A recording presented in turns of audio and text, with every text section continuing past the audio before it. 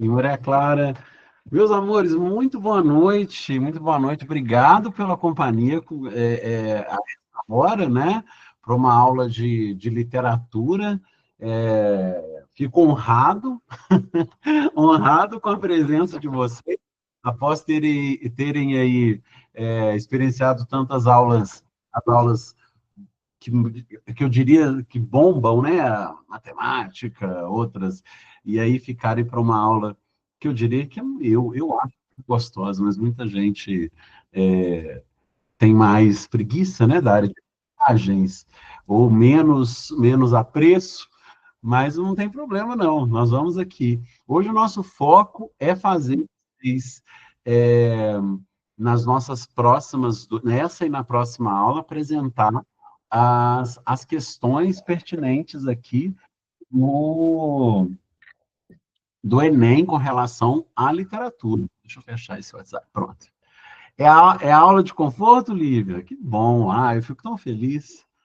Às vezes eu me sinto assim, falei, gente, não, eu preciso. Eu recebo muito carinho aqui dos alunos, mas eu sei que português e literatura não são as matérias que muitas vezes a galera mais gosta, né? Tem comparado aí, não dá para brincar tanto, né? Quanto igual história, ou mesmo matemática, a galera lá tudo doidona. Mas é isso, sejam muito bem-vindos. Que beleza tê-los comigo aqui. Vamos começar falando então. Então aí aqui, ó, tem dificuldade.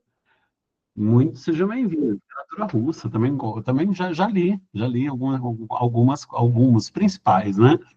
Meus queridos, meus amores, eu quero falar para vocês o seguinte: hoje nós vamos tratar hoje nós vamos falar de um panorama das escolas literárias. Nós não estamos aqui hoje para nos fazermos um aprofundamento nas escolas literárias. A gente é um resumo das principais. Por que eu estou dizendo isso? Eu trabalho com o Enem há alguns bons anos, né? Então, eu posso dizer para vocês o seguinte: é, vocês vão lidar com matérias que nós vamos pegar cronologicamente, desde a primeira escola literária até as últimas, assim, até a pós-modernidade, que é a que nós estamos vivendo hoje. O Enem cobra muito, nos últimos anos, nos últimos 7, 8 anos, ele cobra muito a literatura mais contemporânea, músicas, várias formas artísticas literárias. Mas não dá para confiar no como o Enem ele vai todo ano, tá? É mesmo, meu querido. Oi, Miguel. Que legal. Fico feliz. Obrigado. Que coisa boa de ouvir. Obrigado. Olha só, não dá para confiar, gente, se vai cair, igual, por exemplo, eu vou falar para vocês, cai muito pouco esse estilo literário, essa questão literária. Igual, por exemplo, teve um ano que caiu o parnasianismo, e foi um ano e que, assim, é um período que cai muito pouco. Porque o Enem gosta muito de períodos mais atuais. E o parnasianismo é um dos períodos mais criticados pelas próprias outras escolas literárias, né? Então, assim, eu fico muito pouco confortável quando eu vejo, mesmo em intensivo. Então, Miguel, você teve aula comigo no PISM 2, muito, eu agradeço, você sabe, então, assim, a gente tenta cobrir todas as possibilidades, né? é, que é justamente a não deixarmos vocês serem pegos de calças curtas, né? Então, por exemplo, se cair uma questão de literatura mais clássica, vocês saberem, não é decorar, é entender, porque muito da literatura tem a ver com história, e muito mesmo. A gente acompanha a evolução do pensamento literário dentro de uma cronologia. E aí eu já falo para vocês, perguntaram, mas professor, precisa decorar essas datas? Uma menina perguntou, não. nunca, não precisa decorar data nenhuma, tá? Fiquem tranquilos. E o que eu quero mostrar para vocês é nós vamos fazer a nossa vamos voltar lá para a Idade Média para falar das primeiras formas de expressão literárias e vamos prosseguindo. E aí algumas delas, vocês como estão no terceiro ano, vocês vão relembrando e eu vou trocar algumas ideias com vocês aqui sobre essas escolas, tá bom? A gente vai até onde a gente conseguir hoje, mas essa é uma programação para 2 aulas. É um panorama de todas as escolas. Nós vamos desde o trovadorismo até o pós-modernismo, tá bom? Vamos lá, então. Vem comigo nessa jornada aqui, meus amigos. Bom, trovadorismo, quando a gente fala de trovadorismo, que é uma... Não, tá vendo aí, ó? Já tô fazendo aqui a minha ideia aqui com vocês. A Idade Média, ela era considerada... Vocês sabiam que a Idade Média... eu que fui pego de surpresa. Foi falando, a Idade Média foi... Não, a gente costumava dizer Idade das Trevas, né? E aí, há pouco tempo, eu fui educado sobre isso. Eu acho tão gostoso quando, depois de um tempo, a gente ainda aprende algumas coisas que não se chama de Idade das Trevas. Vocês sabiam disso? Não fala, não pode, não é legal dizer isso. Não é que não se chama, não é legal. Porque quando a gente fala Idade das Trevas, a gente está querendo desmerecer muita coisa bacana que aconteceu naquele período. E faz sentido. Faz sentido. Tem muita coisa que foi descoberta, muitas coisas que foram feitas em arte, em literatura, em diversas questões, e que foi feito. Ou seja, faz parecer que todo o período em si foi um período só negativo. No caso da literatura, é um exemplo de que ele em si todo não foi todo ruim, né? Nós tivemos aí o trovadorismo, que é durante a Idade Média, lembrando, aqui ainda não entramos num período literário brasileiro, tá? Eu preciso lembrar isso a vocês. Nós vamos falando aqui da época do feudalismo, da religiosidade e principalmente do teocentrismo, meus amores. Presta atenção. Isso marca muito, mas muito, a nossa principal diferença com os períodos literários que virão após o trovadorismo, uma transição para o classicismo, que a gente chama de humanismo, que a gente vai ver, que é o teocentrismo. Ou seja, naquela sociedade feudal, olha quanto tempo isso, né? Naquela sociedade onde tínhamos os feudos, né?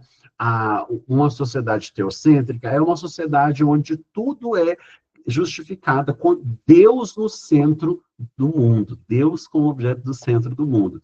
E isso contraria a razão. Então, professor, você está querendo dizer que não dá para ter ciência, razão e fé? Não, dá. Eu não estou falando de hoje, eu estou falando daquela época. Tudo que acontecia no mundo, absolutamente qualquer coisa, era justificado porque assim Deus quis. E a ciência, ela era negada, a gente sabe o que acontecia quando as pessoas começavam a pensar demais em ciência, né? Não era legal. E a gente tinha dentro dessa característica aí, tudo era a igreja como um grande centro de poder.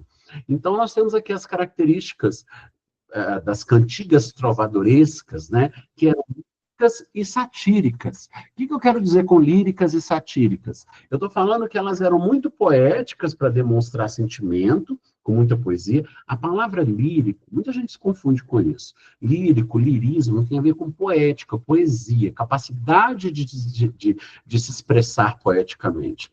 E satírica, de estabelecer crítica, de estabelecer críticas pesadas, inclusive, tá? Assim, de expressar através da oralidade, da música, da coletividade. Então, eram formas de arte literária, musical, já nessa época, que eram maneiras É um período de subjetividade, completamente. Você tem muita subjetividade aqui. Lembrando que subjetividade é a ideia de você usar de fazer divagações para poder falar o que você quer dizer, né? Não ser objetivo, você usar metáforas, você fazer comparações. Não quer dizer que isso é falar mais difícil, porque muitas vezes a você ser subjetivo, muitas vezes você ser subjetivo é, é uma forma de você garantir que você não vai.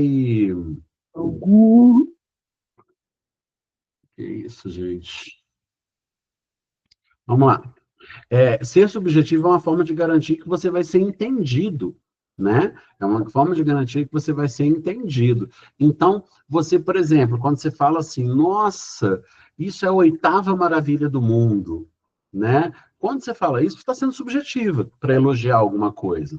Mas você não garante que aquilo foi bem compreendido usando esta metáfora, essa comparação? Garante, você fala, usou de uma subjetividade para expressar que aquela torta, que aquela comida é a oitava maravilha do mundo. Então, a gente tem aqui as cantigas de amor, de amigo, de escárnio, de maldizer, formas que nós tínhamos de... Peraí, só um minutinho. As formas que nós tínhamos de estabelecer aqui as formas, como as pessoas se manifestavam, sejam para os seus amores, sejam para as pessoas com quem elas tinham é, é, algum, algum tipo de sentimento. Mas, pessoal, o que vocês precisam saber? Nenhuma. Essa é a primeira, Lucas. Essa é a primeira escola literária, tá? A gente já tem um autor de destaque. Eu não me lembro, eu tenho 30, vou fazer 37 anos já já. Eu não me lembro, eu trabalho há 14 anos com vestibular, com PISA. Não me recordo de ver uma questão que tenha cobrado o trovadorismo puro. É sempre, se for cobrar, vem ali na transição do humanismo para o próprio humanismo e o renascimento e o classicismo, comparando da saída do teocentrismo, de Deus como centro do mundo, para o antropocentrismo, o abandono da questão da falta de razão para a total a total razão e racionalidade que é o homem no mundo, né? Vamos lá. Esse autor em destaque, então, aqui é o Dom Diniz. Aí, meus amigos, nós temos aqui, nessa época aí que nasceu a poesia, se não me engano, literatura medieval é essa literatura mesmo. Você está certíssimo, está coberto de razão, né? Nessa época, pessoal, o humanismo, nós vamos ter uma transição para a Idade Média, tá? Essa transição para a Idade Média, não, todo período literário, escola literária, que é uma escola de transição, ela não é uma escola literária. Igual quando a gente fala do modernismo. Nós temos um período de transição no qual nós temos ali o Monteiro Lobato, Lima Barreto, alguns autores, né, da nossa literatura, que estão entre o simbolismo e o parnasianismo, o simbolismo e o modernismo, mas eles são considerados pré-modernistas, que é um período de transição, ou seja, que representa uma mesclagem, uma passagem, ainda tem resquícios do que está deixando, mas do que está chegando.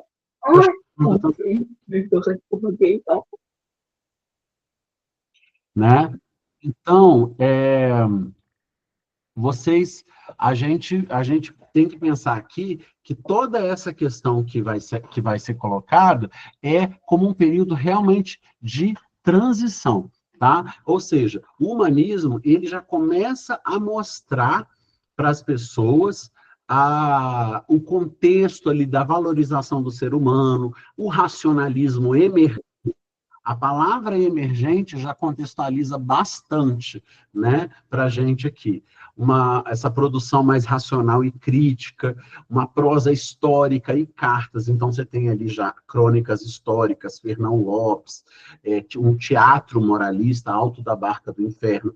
Lembrando que o humanismo não é um período literário, uma escola literária. O humanismo, ele é um período de transição, ele é uma característica do que nós vamos ver que, quando encerra-se essa transição, nós chegamos no classicismo, que é aqui a literatura renascentista, que é o período do renascimento, da efervescência cultural, da efervescência de descobertas de questões muito importantes, né?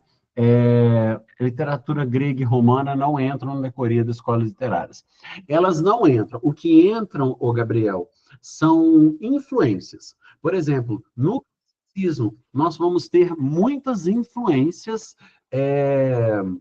greco-latinas.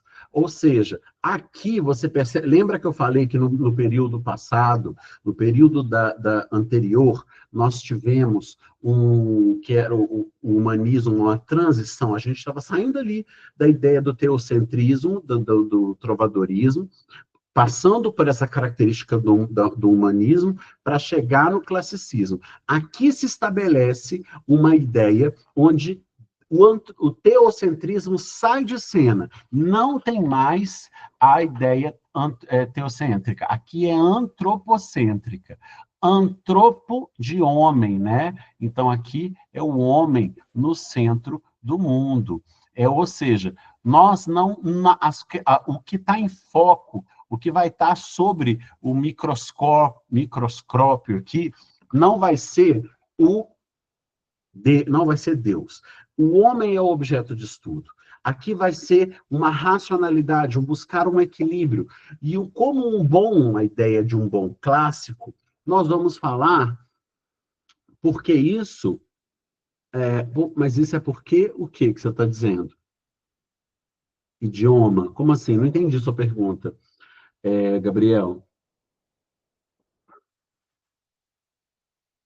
Não, não. Da literatura clássica. Não, não, mas não fazem parte do escopo de literatura que nós estudamos. As literaturas que a gente estuda, a série literária que a gente estuda, a gente vai passar por literaturas que têm relevância na Europa com relação a o Portugal, que formam a literatura de Portugal, por ser o nosso colonizador e dentro do Brasil, tá? As outras literaturas de outros campos nacionais não entram como relevância para nós, não que elas não sejam importantes e tenham seu valor, tá? Como, por exemplo, a literatura latina, de um modo geral, né? Entendido?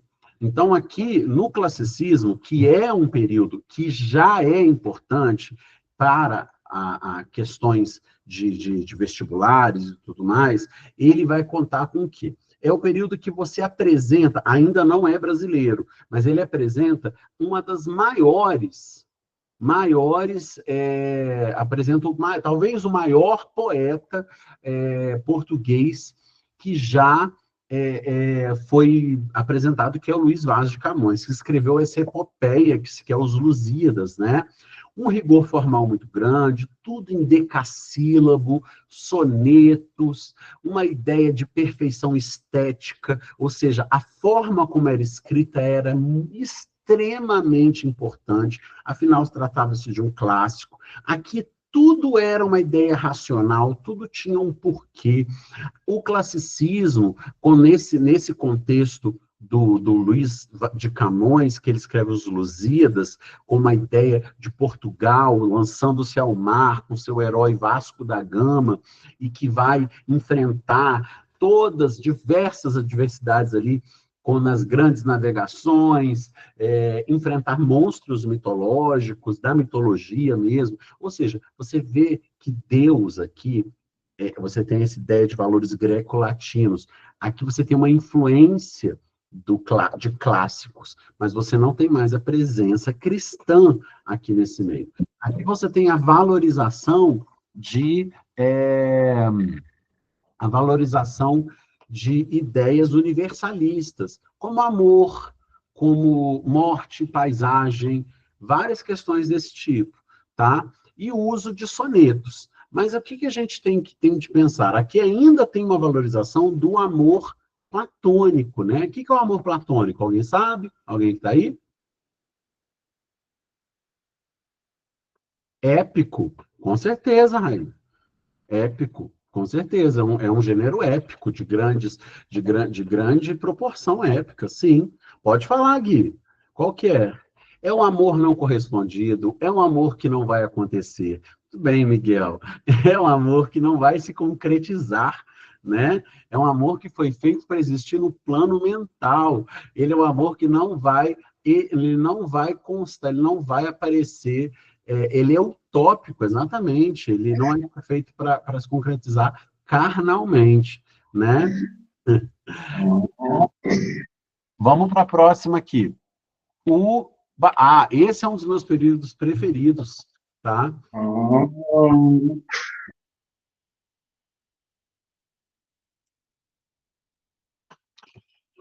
É, Vamos lá. Barroco, 1601 a 1768.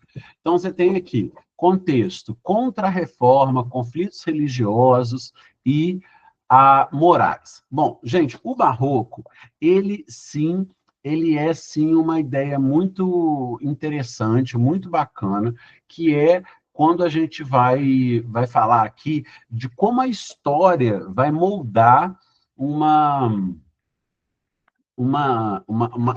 um período literário por completo. Vocês conhecem a ideia da Reforma Protestante, né? Do Martim Lutero, que escreveu quantas teses? Vamos ver quem está afiado. Isso, 95 teses. Ele foi um grande problema para a Igreja Católica, né? O Martim Lutero, ele com a Reforma Protestante, ele apresentou para o mundo, para as pessoas, que a, apresentou para as pessoas todas as pessoas poderiam ser cristãos, poderiam servir, ser temente a Deus, sem necessariamente ter de dar o seu dinheiro, abrir mão de todo o seu dinheiro, de colocar, de comprar indulgências como espinho da coroa de Cristo, de ser submetido àquele poder muito grande da Igreja Católica. E aí, a Igreja Católica, vendo essa profunda crise que foi a crise de fé dos seus fiéis, ela faz uma reação que é a contra-reforma, que é enviar os jesuítas. Esse foi aquele boom de construção de igreja as igrejas barrocas. Não sei se vocês já tiveram a oportunidade de visitar alguma. Aqui em Minas tem algumas, né, muito lindas, cheias de ouro, muito bonitas. E o barroco, você pode ver que ele tem a ideia do irregular, assim, né? Porque é confuso. Barroco, ele tem, por etimologia, uma ideia de confusão. Por que eu falo assim, mas Bruno, por que você gosta tanto desse período? Porque eu acho que é um período incrivelmente possível de você estabelecer uma conexão com o atual, com a realidade. O conflito religioso que se estabelece aqui, e moral, ele vai ser refletido num poeta que vai expressar uma pessoa, um homem que tem toda uma ideia do seguinte: poxa, acabou de se apresentar o Renascimento, ideias, já vivemos um período teocêntrico, depois esse período saiu de cena, e agora, com essa crise de fé e que estão tentando buscar as pessoas, o homem barroco, ele vai viver eternamente dividido entre dualidades. Ele peca, mas pede perdão. Ele fica dividido entre o mundo, as questões mundanas e as questões espirituais. Ele fala, ele tem vontade de experimentar, de viver a vida, porque a vida, ele tem a consciência de que a vida, ela é efêmera, a vida passa rápido. A efemeridade da vida, do tempo, faz com que ele pense mais ainda confuso. Vejam se vocês concordam comigo. Quando uma pessoa ela fica muito dividida em viver o mundano e viver mundano no sentido de mundo sem sentido pejorativo. Ali eram questões culturais, se desprender um pouco da religião, da questão como era feito, e viver a sua vida de maneira mais solta, mas ele tinha duas opções. Ele pensa, nossa, a vida passa muito rápido, eu posso morrer amanhã, eu posso morrer hoje, eu tenho que viver, aproveitar, consumir cultura, tudo que a vida tem a oferecer. Mas, ao mesmo tempo, eu vou morrer e prestar contas a Deus. Eu vou estar eternamente arrependido e não vai ter volta mais. Por outro lado, ele pensa, eu vou viver para Deus, mas a vida é muito curta e eu vou deixar de viver muita coisa que está passando, está acontecendo agora. Então, esse homem é um homem confuso. Poderia ser um jovem, uma pessoa religiosa que você conhece.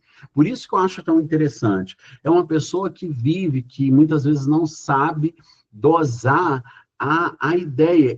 Ela vive nesse dilema emblemático da doutrina, da ideia, da fé, que muitas vezes pode colocar essas amarras nas suas vontades e, de novo, sem crítica, mas também ela tem vontade de viver as coisas, mas ela teme a Deus. Então, ela peca e pede perdão. E aqui nós temos essas antíteses o tempo todo. Vocês vão ver que as antíteses são representadas por ideias que apresentam, palavras que apresentam contrastes, ideias contrastivas, né? Então, você tem, por exemplo, pecado e perdão, dia e noite, né? Pois é, Ian, eu conheci muitas pessoas assim, muitas pessoas que fizeram os dois caminhos, sabia? Gente, para quem está em casa, porque não consegue ver o chat, o Ian falou que é bem curioso mesmo, de grande parte do ciclo é assim. Eu falo que eu já vi pessoas que passaram pelos dois lados, pessoas que vieram de uma vida muito religiosa, muito entregue, e aí foram para uma vida mundana, e aí não tiveram volta, e pessoas que fizeram o contrário, que vieram de uma vida completamente mundana e entraram para uma vida completamente entregue a Cristo, entregue à religião, né? Pois é, a gente pode fazer vários contrapontos. Eu acho interessantíssimo esse período. Esse é um período considerado cheio de exageros. Ele é exagerado, mas é um exagero que, pela figura de linguagem, é chamada hipérbole. É o que marca, é a hipérbole, é a antítese, são os paradoxos. São as contradições, são as palavras, as dualidades que representam ideias contraditórias. E galera, é muito, muito interessante que vocês pensem que aqui nós não vamos mais ter mas ele vai ter a razão, não vai ter... Não, aqui é uma luta, é um conflito sobre o que é viver a vida. Mas, dentro disso, vamos voltar à história, à reação da Contra-Reforma.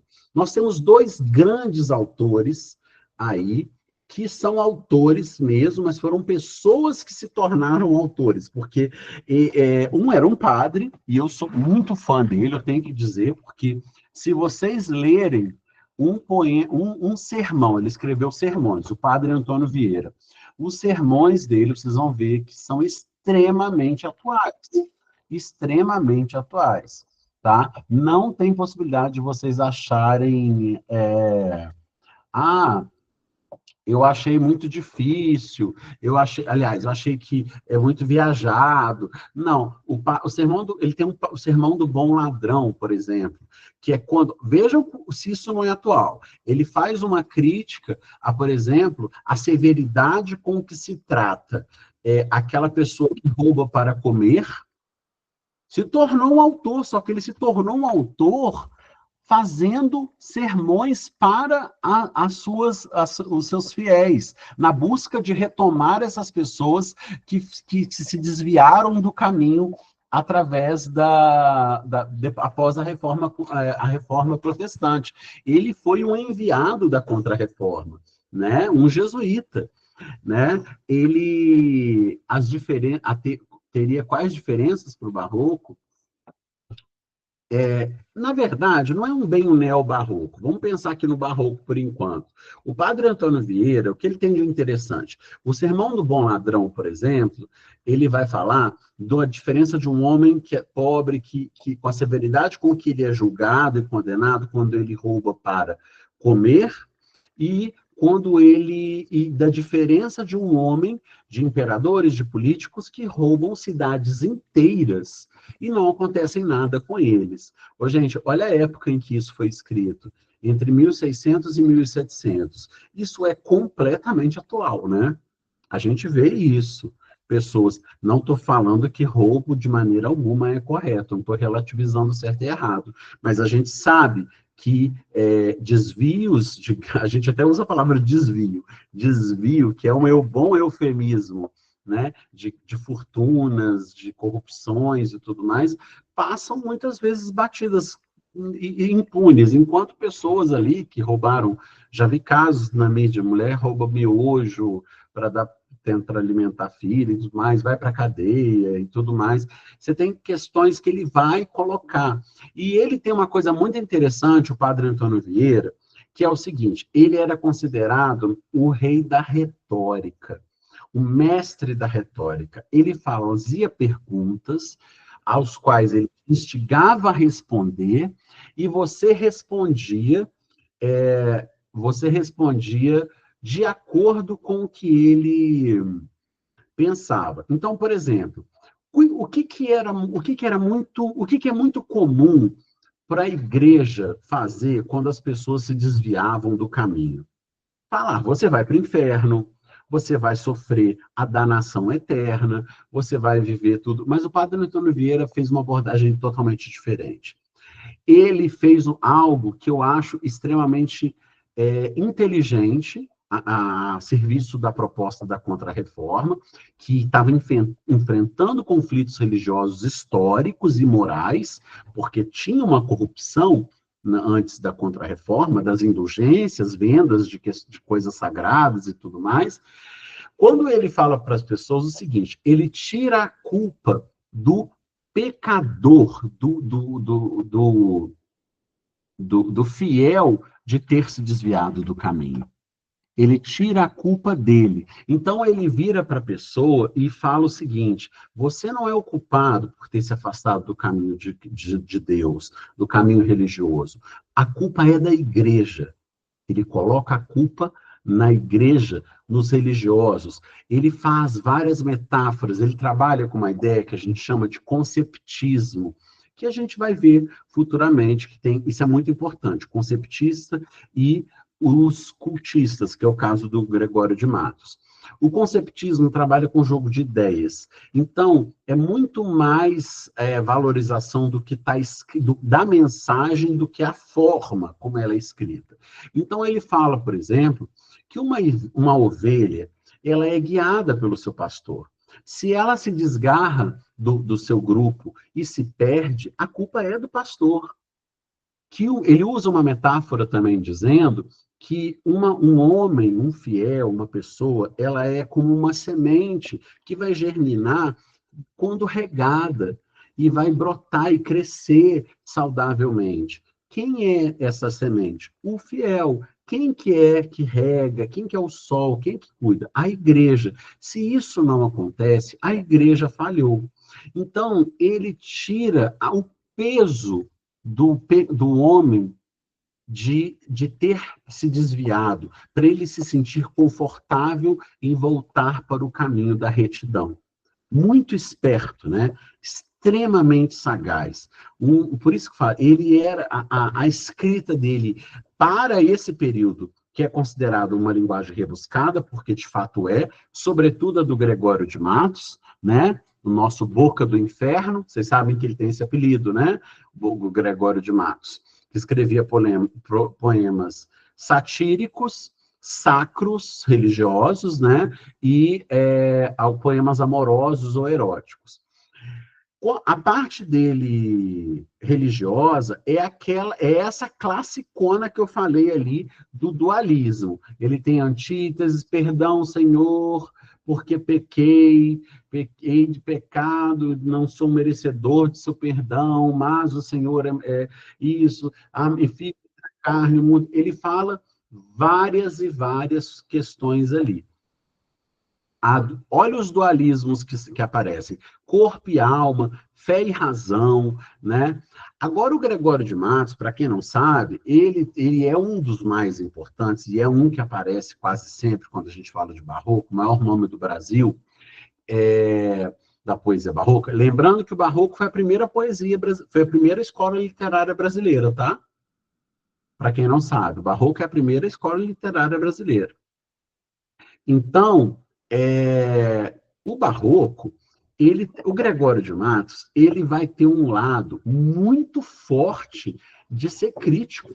Gente, ele vai xingar as pessoas, assim, fazer críticas ao governo de Salvador, da Bahia, quando era capital do Brasil, Salvador. Ele vai falar de pessoas, ele vai dar nome às pessoas no poema dele, citar nomes de políticos, chamar de anta, falar que a pessoa não tem capacidade para ocupar o cargo. Ele vai falar que a economia está isso, está aquilo.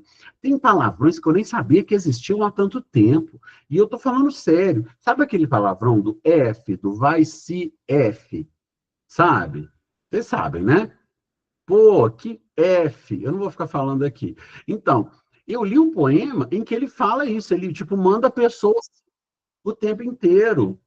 Exatamente, Paulo, é isso aí. Ele fala isso, é isso, ele fala, e ele fala muito. Eu falei, pô, em 1600 tinha gente, pô, o cara religioso, boca suja desse jeito, tinha aí, existia nessa época, eu pensava assim. Porque hoje em dia, para a gente, é muito normal, né, falar assim, até descontraídamente. Eu não sabia que isso era antigo também, assim. Né? Eu fiquei surpreso quando eu li questão. Aí eu fui entender, falei, olha, realmente, boca do inferno mesmo. Jogava na cara, jogava nos outros, tá doido, exatamente. Mas ele tinha uma revolta muito grande, tanto é que ele sofria consequências com isso. Mas ele tinha essa questão do cultismo, que ele pregava muito por uma ideia de religiosidade, em que a forma era muito importante, rebuscada, se tinha inversões sintáticas ali que vinham antes, que tornava tudo mais difícil. Ele era o oposto do padre Antônio Vieira, tá? Para procurar o significado desse xingamento. Bom, o significado desse xingamento como a gente não soubesse, né? Bom, gente, então o Barroco foi esse período confuso, complexo, para um primeiro período brasileiro, onde o homem vivia ali o eterno pecador arrependido, buscando a Deus, sofrendo, com essas questões de fundo de conflito religioso, moral e religioso. E aí, após isso, sempre que nós temos um período de excesso, se gerou revolta nos conservadores, Lívia? Não, na verdade, é um período em que quem era conservador se manteve conservador. Quem não era conservador estava sofrendo porque não sabia o que fazer. O arcadismo é que eu acredito que deve ter colocado muita gente. Assim, colocado muita gente numa situação complicada. Porque, olha só, o arcadismo, ele é um período que vai tentar acalmar os excessos do barroco. Arcadismo vem de Arcádia, que é uma cidade da Grécia, que remete a uma ideia de campo, né? Exatamente, está chegando. É o pré-romantismo, Guilherme, está sabendo bem. Que vai chegando aqui a ideia de campo, de comunhão com a natureza e tudo mais. Então, a valorização da razão aqui volta. Você está vendo como que você tem aqui picos de... você tinha lá... você tinha, por exemplo, teocentrismo, Deus no centro do mundo, lá no trovadorismo. Aí, de repente, passava pelo humanismo, transicionando até chegar no antropocentrismo, no classicismo. Antropocentrismo, o homem no centro do mundo. Depois entra o barroco, aquela confusão. E agora? Renascimento, ideias religiosas, aquela bagunça, um excesso de confusão, de sentimento. E aí volta para o desculpa, gente, para o arcadismo, que você vai ter uma influência do iluminismo. Olha como os períodos históricos têm uma influência tão grande, né? Tem uma influência tão grande no mundo. O iluminismo, ele tem como característica muito forte o quê? A razão, né? Ele tem uma muito forte a razão. E vocês hão de concordar comigo que ele não tem não tem porquê a gente pensar assim, mas eles foram influenciados pelo contexto histórico e não. Claro que foram. A gente é moldado pela história que acontece, né? Então, as características ali, a valorização da razão, a simplicidade da vida no campo, e aqui, de novo, você afasta a ideia de Deus no centro do mundo. Você acaba de sair, você vai dar uma acalmada nas ideias barrocas. Não, o iluminismo, ele é um contexto histórico que influenciou muito o arcadismo. Aquele século das luzes, da valorização da razão, entendeu? Então, ele é um contexto histórico, tá? Eu coloco ele ali para você lembrar. Igual quando a gente fala de romantismo, a primeira fase do romantismo tem tudo a ver com a independência do Brasil. Entendeu? Então, vocês têm que pensar que se vocês não conseguirem entender que contexto histórico, tá? Contexto histórico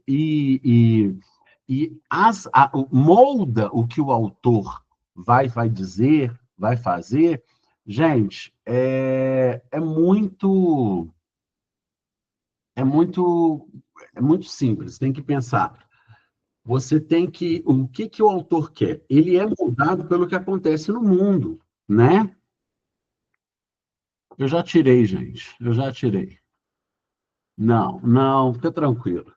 Isso acontece, isso acontece. Quando a coisa é aberta, você vê bem, quase 10 horas da noite, a pessoa tirando tempo para avacalhar quem está querendo. Eu tô de boa. Meu problema é vocês. Eu tô tranquilo. Meu problema é vocês. Eu acabo me perdendo e aí eu fui aqui e tirei. Bom, espero que esteja conseguindo passar o conhecimento para vocês mesmo assim, tá? Me desculpem por isso. Não se preocupe. Peço perdão, mas vamos lá. Então, olha só. A ideia nessa época era muito simples. Superava o... Obrigado, querido. Obrigado mesmo. Superava a ideia dos excessos do barroco. Como superar as ideias dos excessos do barroco? Eles teve uma ideia de valorização, obrigadão, meu amor, teve uma ideia de valorização muito grande da simplicidade da vida no campo. Então, colocou ali em voga ali, digamos assim, algumas características muito fortes. Por exemplo, você tinha que sair da cidade para o campo para você ter esse equilíbrio e essa paz. Você deveria abandonar, tudo isso eram em nomes latinos, Fugere Urbem, Aurea Mediocritas, Carpe Diem, aproveitar o momento, tudo isso. E somente o homem em comunhão com o campo e a natureza, ele poderia aproveitar de um ócio produtivo, que era a ideia de estar em paz, saindo da cidade. E aqui ele estaria em paz e não teria questão. A influência latina, a influência clássica volta aqui, a greco-latina. Pode falar, Lívia? Boa noite. Boa Uma coisa noite. muito interessante que eu achei, que eu não sabia que o iluminismo veio para acalmar o barroco. É. Porque na escola a gente estuda mais como se fosse assim, o iluminismo um ato revolucionário que trouxe a razão para o povo, né? Que antes era o teocentrismo, Deus como centro. Eu nunca Uhum. tinha parado para pensar nisso. Você para pensar, ó, só cuidado para não confundir. Não é que ele venha para acalmar, mas ele acalmou. Uhum. Sim. Você pensa, você vê se você concorda comigo, Lívia, o pessoal aí também, vocês concordam. Todo lugar onde há muita confusão devido a fanatismo, a razão, ela acalma. A conversa, a razão, ela vai acalmar, né? Então, sim, e é interessante, olha só, eu também, as primeiras vezes que eu fui ver, eu falei, olha como faz sentido. Igual colocaram no chat aqui, como que uma pessoa, né, o Lutero, com as suas reformas, desencadeou todo um processo que gerou o barroco. Se existe alguma questão sobre bucolismo, pastoralismo, claro que existe. Bucolismo é a ideia. Obrigado, Lívia, pela sua contribuição, tá? O bucolismo é a ideia de você estar em comunhão com a natureza. O Willer, sabe, por exemplo, quando você está digamos assim, numa fazenda, não sei se você já foi, numa fazenda, aquelas assim, tô falando fazenda cheia de coisas moderninhas, não. Aquela com a casinha e tem aquele pasto enorme, ao você vê aquela cachoeira, você ouve só o barulho do vento soprando, e você se sente em comunhão com a natureza. Se ouve o barulho do vento assoviando mesmo, seja no bambuzal ou nas coisas. Isso, gente, é uma comunhão. Eu sei porque a minha avó, a minha falecida mãe, ela é da roça. E eu passei muito tempo indo, às vezes eu vou visitar. É muito, muito interessante a ideia do quanto isso traz paz mesmo. E a ideia do homem Árcade é trazer paz, equilíbrio e fazer que esse bucolismo, que é essa sensação de comunhão com a natureza, o pastoralismo, estar ali naquele momento de natureza, ele ser racional, mas vivendo com pouco, abandonando a cidade, viver para a natureza, mas não pensem que esse racionalismo é um racionalismo completamente livre de sofrimento, não. A gente já vai chegar a falar disso. A linguagem simples, gente, cuidado, eu tenho que falar isso para vocês. Quando ele fala que a linguagem é simples e equilibrada, ele está comparando com o barroco, mas, galera, não vamos nos enganar, né? Linguagem simples e equilibrada num poema de 1700, meio difícil, né? Meio difícil. A linguagem dele dá para você entender, você faz um esforço, mas, assim, ele é complexo ali a nível do barroco, com toda certeza. Mas ele se considera mais simples e equilibrado que o barroco. Então, a ideia, eles vão todos sofrer de amor, gente. E aí, falando, ele é chamado de período pré-romântico. Todos eles aqui sofrem de amor por uma, por uma mulher, por a sua musa, por a sua... Então, assim, é muito, muito sensacional. Bucolismo? Entendi, eu explico, Ju, sem problema nenhum, explico quantas vezes for preciso. Olha só, eles apresentam a ideia do fugere urbem, que do latim significa fugir da cidade para o campo, ou que é o pastoralismo, o Willer. Desculpa, é Willer ou Willer? Só para eu não, eu gosto de chamar a pessoa pelo nome certo. É Willer. Willer. Ótimo, ótimo. Vamos lá. O pastoralismo é a vida no campo, é você ser um pastor mesmo. Cuidar de animais, viver numa casinha simples, ter criação, viver na natureza. O bucólico é o contato do homem com a natureza, a comunhão do homem com a natureza. Isso que é o bucolismo. Quando você chega e fala, o nosso lugar tem um ar bucólico, que é uma palavra chique, você está falando que é um ar que te traz uma paz, até um tédiozinho, sabe? Aquela natureza, quando você está assim, pensa você num domingão, num hotel fazenda, onde você está numa parte mais isolada, um bucolismo, assim, porque é uma comunhão com a natureza, com a extensão do que a natureza vem. Eles eram um pouco hipócritas? Eram, porque eles escreviam tudo isso e moravam na cidade. Né? Mas eles eram pessoas que foram envolvidos em grandes episódios da história. Por exemplo, nós temos as cartas chilenas que destacam as cartas chilenas que destacam o caráter crítico de Tomás Antônio Gonzaga para o Cláudio Manuel da Costa, onde ele finge estar falando com uma outra pessoa para poder falar mal lá do governador de Minas Gerais, que ele chama de Fanfarrão Minésio, que seria o general lá do Chile. Todos eles conheciam Tiradentes, estavam envolvidos na Inconfidência Mineira. Quase todos eles tiveram finais bem complicados. Então, assim, é uma linguagem simples? Relativo. Equilibrada?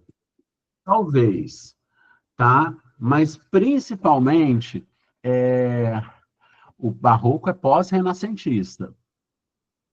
Pós-renascentista, pós-classicismo. Aí depois do classicismo, barroco, arcadismo, tá? Um superando, apresentando uma coisa. Cada hora você volta uma coisa e outra, tá? Pseudônimos, totalmente. Eles te colocavam, eles eram nomes de pastoreiros ali, tá? Então, assim, é muito legal. São poemas um pouco difíceis de entender, mas aqui você já anuncia os excessos de sentimentalismo. Eu acho um pouco contraditório dizer que aqui você tem um equilíbrio, quando, na verdade, você tem homens, os pseudônimos, que são os pastores, e as suas musas, como a Marília de Dirceu, a Nilce, do Cláudio Manuel da Costa, eles são completamente apaixonados, estão perdidamente apaixonados e perdidamente descompensados, porque eles sofrem muito de amor o tempo todo, mas já é a previsão do que viria ali no excesso de sentimentalismo no romantismo. Amigos, a nossa aula de hoje vai ficar por aqui, mas se eu tiver o prazer de tê-los conosco aqui na semana que vem, né? Eu espero que sim, e sejam muita vontade, tá? Que a gente vai continuar até o pós-modernismo, e depois vamos ponto a ponto, tá? A gente vai fazer exercício. Eu que agradeço a vocês, muito obrigado pela paciência em ficar ouvindo tanta falação, né? Pode falar comigo, Samantha, Sailor, pode falar. Não, é só para agradecer pela aula mesmo, você ensina muito bem. Fofinho, obrigado. Obrigado. Aí, Bruno, valeu, você ensina muito bem, cara. Valeu, Augusto, valeu. Vou ver aqui, ó. Samantha, professor no ensino médio, ouvi falar sobre o livro Sofrimentos do Jovem Werther, mas eu ouvi falar dele durante a ideia do romantismo por causa um efeito de suicídio coletivo, mesmo que tenha sido criado em 1774. Por que está inserido no romantismo e não no arcadismo? Porque no romantismo você tem uma vertente mórbida que fala de suicídio como... A segunda geração romântica, Samantha, ela fala do suicídio como uma fuga para os seus problemas. No Brasil, por exemplo, era uma época que a expectativa de vida era 20 e poucos anos, por conta da tuberculose e tudo mais. Então, as pessoas viviam nas tabernas, bebendo, não tinham uma expectativa de vida. Valeu, Miguel! Valeu, querido! Então, é por isso. Mas hoje em dia tá tudo certo, tá? É o Doroteu e o fanfarrão das cartas chilenas, isso aí. Preciso do romantismo, sentimentalismo da realidade. É semana que vem, semana que vem. Tô indo nessa, amores. Muito obrigado, tá? Nossa, quanto carinho eu recebi